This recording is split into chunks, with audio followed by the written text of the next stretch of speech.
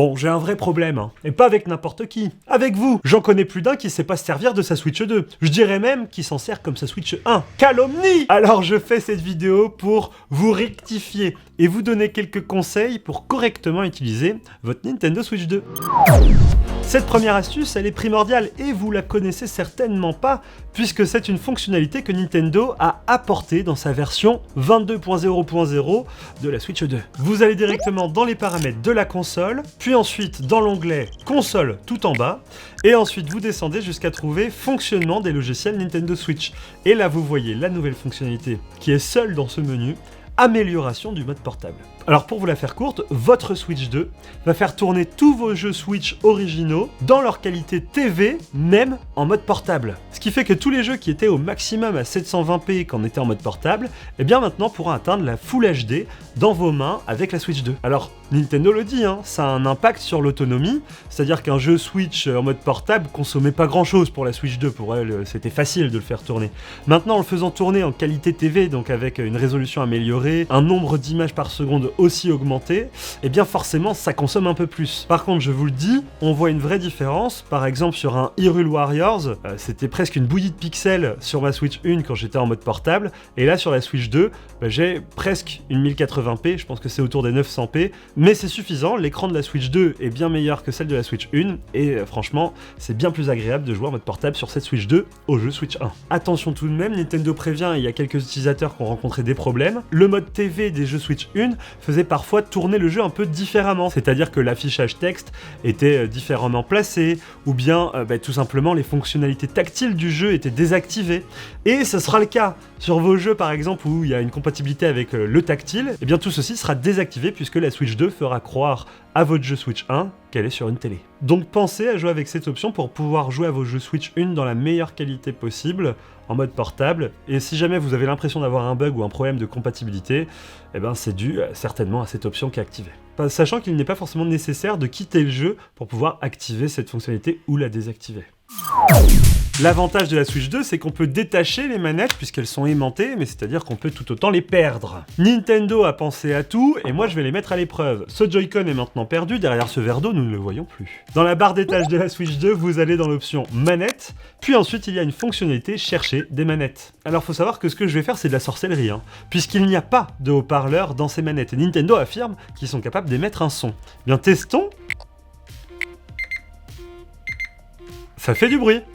Et c'est bien le Joy-Con qui est perdu derrière le verre d'eau qui est en train de sonner. Et qu'est-ce qui produit ce bruit-là ?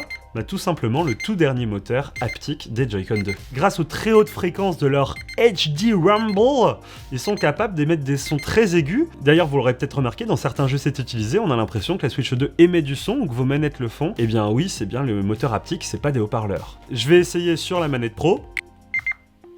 C'est aussi compatible, il y a les mêmes moteurs, donc ça fait le même bruit. Cette troisième astuce, c'est l'une de mes préférées. En voyage, vous pouvez carrément recharger votre smartphone grâce à la Switch 2. En plus, elle a 2 ports USB-C, donc vous avez le choix sur lequel brancher. Vous avez juste à brancher un USB-C sur la Switch 2, un autre sur votre smartphone, et même éteinte, votre smartphone se met en charge automatiquement. C'est une console qui a quand même 5220 mAh de capacité de batterie, c'est pas rien, c'est l'équivalent d'une charge d'un smartphone comme celui-ci, et c'est vrai qu'en déplacement, ça m'a sauvé plusieurs fois à avoir un petit boost de batterie supplémentaire sur le téléphone. Après, je vais pas vous mentir, c'est une charge extrêmement lente, je pense que ça tourne autour des 5-10 watts. Allez, autre conseil, et c'est peut-être un de mes préférés qui vous permet d'économiser de l'argent. Si vous voulez utiliser une webcam sur cette Switch 2 pour pouvoir passer des appels vidéo avec vos potes quand vous jouez, ou utiliser les fonctionnalités un peu rigolotes sur Mario Kart ou Mario Party et certainement d'autres jeux qui sortiront, et vous passez de cette webcam Nintendo qui coûte quand même 60€, bien vous prenez n'importe quelle webcam qui va jusqu'au 1080p que vous trouvez dans vos vieux tiroirs, vous la branchez en USB et immédiatement elle va se connecter à votre Switch. Je vous fais l'exemple, je la pose devant moi. Suffit d'aller dans les paramètres de la console, manette et accessoires, et là vous remarquerez que cette vieille webcam que j'ai retrouvée, qui était une webcam Full HD maximum, fonctionne parfaitement avec ces Nintendo Switch 2. Franchement c'est top. D'ailleurs, si vous n'avez pas de webcam, vous pouvez même brancher votre smartphone, il a des caméras. Vous le branchez directement sur votre dock, et certains smartphones Android vous proposeront dans les préférences USB le mode webcam. C'est possible avec les iPhones, mais il faut le faire tout un transfert HDMI, etc. Sur les Android, bah voilà, ça fonctionne comme ça, et là vous voyez le studio, vous me voyez moi, coucou. Et là, même plus besoin de se soucier d'avoir une webcam ou non.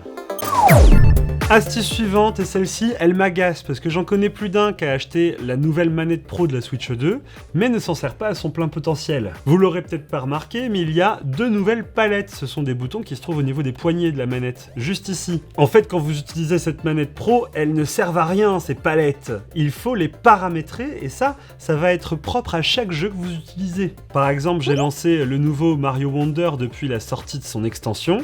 Et bien tout simplement, en maintenant l'icône Home de ma manette, je peux accéder aux paramètres des boutons GL et GR. Et ainsi, je peux paramétrer n'importe quel bouton. Par exemple, B pour sauter, et ça fonctionne parfaitement. Ce qui peut me permettre, par exemple, sur des jeux un peu complexes, de conserver mon pouce sur le joystick pour gérer une caméra, et de continuer d'appuyer sur les boutons qui seraient peut-être inaccessibles ici si j'avais le doigt sur le joystick à côté. C'est une petite facilité d'ergonomie que nous propose Nintendo avec ces deux boutons. C'est pas nouveau dans le monde du jeu vidéo, mais chez Nintendo c'est plutôt nouveau. Ils le mettent peu en avant et c'est vrai qu'il n'y a pas vraiment de tuto quand on utilise la manette pour la première fois. Mais sur des jeux un poil complexes comme des Final Fantasy, des Cyberpunk, ce sont des boutons dont je me sers quotidiennement. On peut même aller beaucoup plus loin dans la configuration des boutons en allant dans les paramètres de la console, puis accessibilité, puis configuration des boutons, et ainsi on peut même venir modifier les différentes utilités des boutons sur les Joy-Con ou n'importe quelle manette compatible. Typiquement, vous vous servez peut-être pas du fameux bouton C pour activer le Game Chat sous le bouton Home, et bien dans ce menu, vous pouvez le remapper et par exemple placer un bouton de capture d'image à la place. Ou juste le désactiver pour pas qu'il vous gêne en pleine partie. C'est vrai que ça peut arriver de lancer les fonctionnalités de chat en pleine partie alors que c'était pas volontaire. Cette astuce elle est importante puisqu'on connaît les problèmes de la Switch 1 sur le Joy-Con Drift, les sticks qui emmenaient votre personnage complètement à l'ouest alors que vous aviez pas envie. Si jamais vous soupçonnez des erreurs de votre console ou de vos manettes concernant les joysticks, ou si tout simplement quelqu'un a une mauvaise foi sur Mario Kart en disant ça a tourné tout seul, il y a du drift, et ben Nintendo a placé un petit menu pour ces personnes-là. Et ben vous allez dans paramètres de la console, manette et accessoires, puis, attention, puis calibrage des sticks.